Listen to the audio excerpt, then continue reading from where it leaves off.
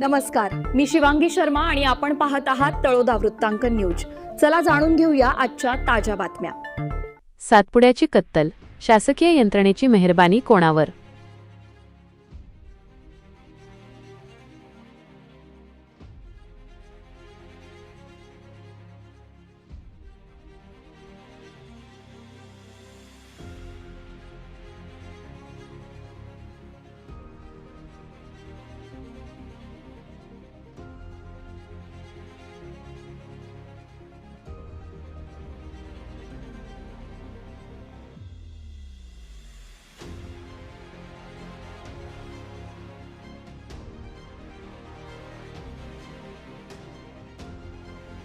नंदुरबार जिल्ह्याचं वैभव असलेली सातपुड्याची वनसंपदा सध्या धोक्यात आली आहे।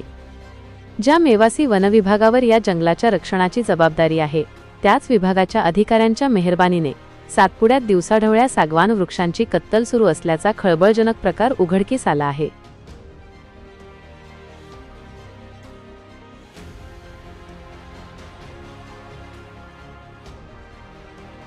वनविभागाची बघ्याची भूमिका, वृक्षमाफियांचे फावले। मेवासी वन विभाग तळोदा अंतर्गत येणाऱ्या मुलगी, भगदरी, काठी, डाब आणि वडफळी या भागात वनसंपदा जपण्यासाठी शासनाने मोठी यंत्रणा नेमली आहे। मात्र बारीखाडी या ठिकाणी पूर्वी समृद्ध असलेलं सागाचं जंगल आता उजाड होण्याच्या मार्गावर आहे। स्थानिक वनक्षेत्रपाल, वनपाल आणि वनरक्षक यांच्या डोळ्यांदेखत वृक्षमाफिया जंगलावर दरोडा टाकत आहेत।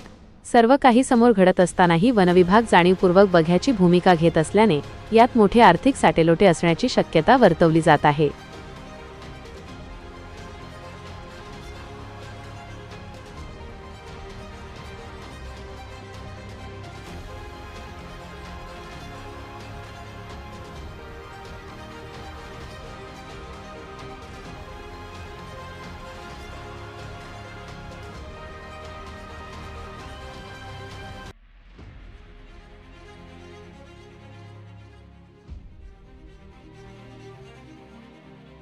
धक्कादायक बाब म्हणजे केवळ अवैध वृक्षतोडच नाही, तर जंगलांना लावल्या जाणाऱ्या आगींमुळे सातपुड्याचे पर्यावरण धोक्यात आले आहे।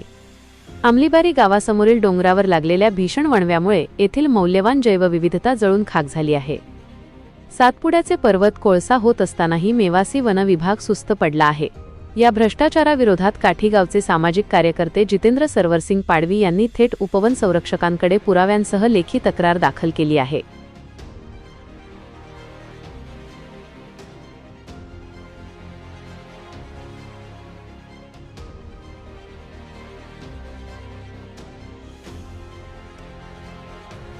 बारीखाडी येथील जंगल नष्ट होण्यास कारणीभूत ठरलेले वनक्षेत्रपाल आणि वनपालांची सखोल चौकशी करून अहवाल जाहीर करावा आणि दोषींवर कडक कायदेशीर कारवाई करावी, अशी आक्रमक मागणी जितेंद्र पाडवी यांनी केली आहे। दोषी अधिकाऱ्यांवर कारवाई होणार का? या गंभीर तक्रारीमुळे आता मेवासी वनविभागात मोठी खळबळ उडाली आहे। आता प्रश्न हाच निर्माण होतो की डोळ्यांवर पट्टी बांधून बसलेल्या या दोषी अधिकाऱ्यांवर उपवन संरक्षक कडक कारवाई करणार का, की वृक्षमाफियांना असंच अभय मिळत राहणार? याकडे संपूर्ण नंदुरबार जिल्ह्याचं लक्ष लागलं आहे। तळोदा वृत्तांकन न्यूज नेटवर्कसाठी रवींद्र वळवी, मोलगी। आजसाठी इतकेच। अशाच ताज्या आणि महत्त्वाच्या बातम्या पाहण्यासाठी आमच्या चॅनलला सबस्क्राइब करा। धन्यवाद।